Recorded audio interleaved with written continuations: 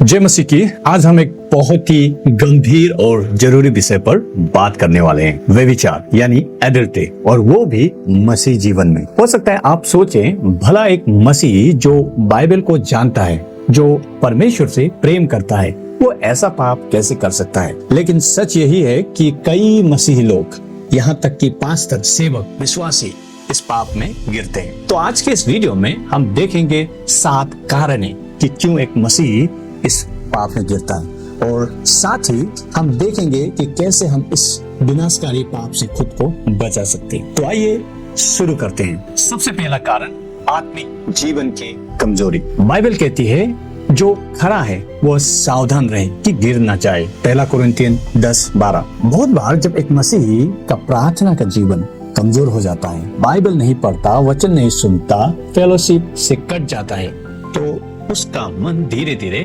संसार की ओर खींचने लगता है। शैतान इसी मौके का तलाश में होता है। वो मीठे झूठ उसे बोलने लगता है, तू अकेला है, तू खुश नहीं है, तू ये डिजर्व करता है। लेकिन याद रखें, परमेश्वर के वचन में स्थिर रहने से ही हम पाप से बच सकते हैं।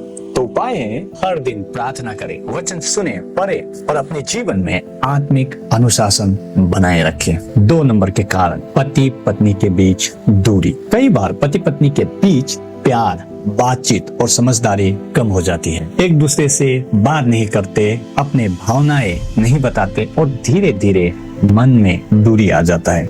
और फिर कोई बाहर का व्यक्ति जब थोड़ा ध्यान देता है, समझने की कोशिश करता है, तो लगने लगता है ये तो मुझे समझता है, मेरा ध्यान रखता है, और यहीं से एक इमोशनल कनेक्शन शुरू हो जाता है जो आगे चल के व्यभिचार का रूप ले लेता है। इसीलिए अपने जीवन साथी से खुल के बातचीत करें, उनकी जरूरतों को जाने, समझे और एक दूसरे के साथ क्वालिटी टाइम बिताए। कई बार सारा ध्यान काम, बच्चों या सेवकाई में लग जाता है और पति पत्नी एक दूसरे से मन से दूर हो जाते हैं। लेकिन यही दूरी शैतान के लिए दरवाजा खोल देता है। बाइबल कहती है पति पत्नी एक दूसरे से खुद को अलग ना रखे, ताकि शैतान तुम्हारे संयम की कमी का फायदा ना उठा सके। 1 कुरिन्थियन 7:5। प्रभु यीशु मसीह का प्रेम हमारे वैवाहिक जीवन की नींव होनी चाहिए। ऐसा प्रेम जो त्याग करने को तैयार हो, जो क्षमा करता है और जो एक दूसरे को ईश्वर की दृष्टि से देखने में मदद करता है। 3 नंबर के कारण, अपने सेक्सुअल डिजायर्स पर कंट्रोल ना होना।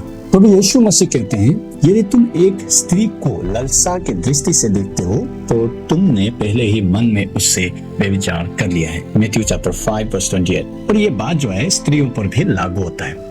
आजकल इंटरनेट, मोबाइल, सोशल मीडिया ने चीजों को और आसान बना दिया है। पोर्नोग्राफिक कंटेंट इजीली अवेलेबल होता है, ऑनलाइन चैटिंग और सीक्रेट रिलेशनशिप। ये सब शुरुआत में छोटे गलती लग सकते हैं, लेकिन धीरे धीरे यही चीज जो है व्यभिचार की ओर ले जाता है। इसीलिए अपने आंखों और मन पर पहरा दे, अपने फोन और डिवाइस में सुरक्षा सेटिंग बना के रखें, ताकि पोर्नोग्राफिक कंटेंट, ऐसे ऑनलाइन चैटिंग, इन सबों से बचे।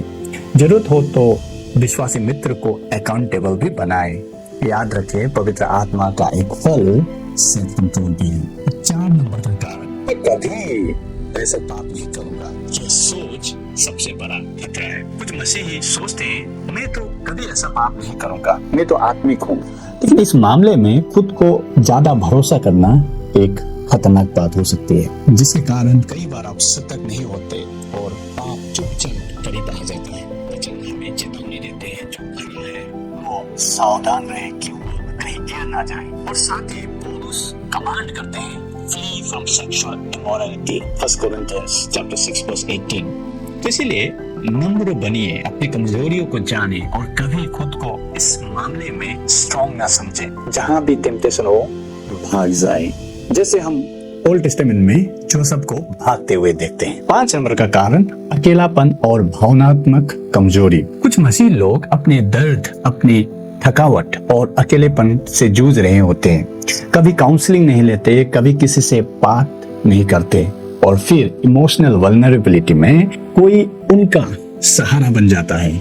वहीं से व्यभिचार का रास्ता खुल जाता है। तो उपाय क्या है? जब जीवन में कठिन समय आए, किसी मित्र, सेवक या कलीसियों में जो विश्वास योग्य है, उन लोगों से बातचीत करें, परमेश्वर से बात करें, बजाय किसी ऑपोजिट सेक्स के साथ। 6 नंबर के कारण सीमाएं ना बनाना और गलत दोस्ती।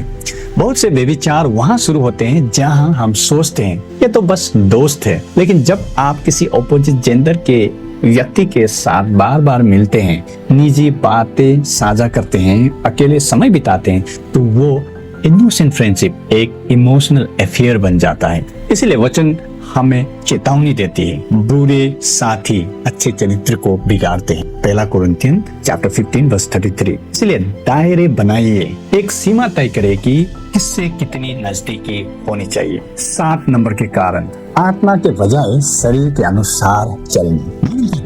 शरीर की अभिलाषाएं आत्मा के विरोध है। Galatians chapter 5 verse 17। जब कोई मसीह आत्मा के अगुवाई को नजरअंदाज करता है और शरीर की इच्छाओं में बह जाता है, तो वो किसी भी सीमा को पार कर सकता है। व्यभिचार की शुरुआत मन से होती है, सिर आंखों से बढ़ावा देती है और आखिर में शरीर उसे पूरा करता है। तो इसीलिए हर दिन आत्मा में चले, पवित्र आत्मा से भरते जाए, ताकि शरीर की लालसाओं पर विजय पा सके। तो प्रियो, व्यभिचार सिर्फ एक गलती नहीं, यह एक पाप भी है। यह न केवल आपके विवाह को, परंतु आपके आत्मा, परिवार, सेवकाई और आपके गवाही को भी नष्ट करता है। इसीलिए प्रभु यीशु मसीह ने हमें चेतावनी दी, यदि तेरा आंख तुझे पाप में डालती है तो उसे निकाल फेंक। मत्ती रचित सुसमाचार चैप्टर 5 वर्स 29। ये कोई मजाक नहीं है, ये एक सीरियस वार्निंग है। जो भी चीज हमें पाप की ओर ले जाता है,